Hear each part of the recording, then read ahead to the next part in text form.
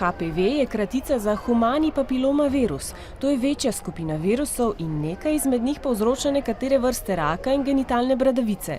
Večina okuženih oseb nima bolezenskih znakov, so pa prenašalci okužbe. Najpogostejši je rak materničnega vratu pri ženskah, lahko pa povzročajo tudi nekatere druge rake na spolovilih, na zadnjiku in pa na ustnem delu žrela. Cepljenje je za deklice v Sloveniji omogočeno od leta 2009, od letošnjega šolskega leta pa je brezplačno tudi za dečke.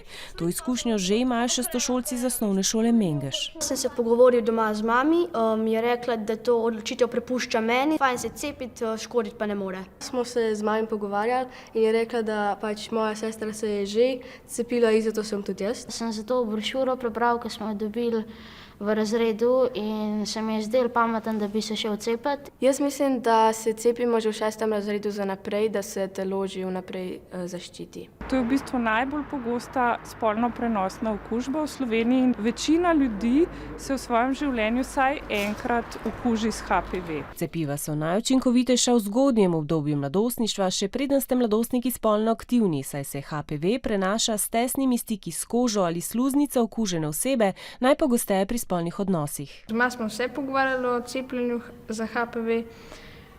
Sam smo se odločili, da imam možnost tudi kasneje, tako da se nisem cepil. Brezplačno cepljenje je mogoče do 26. leta starosti.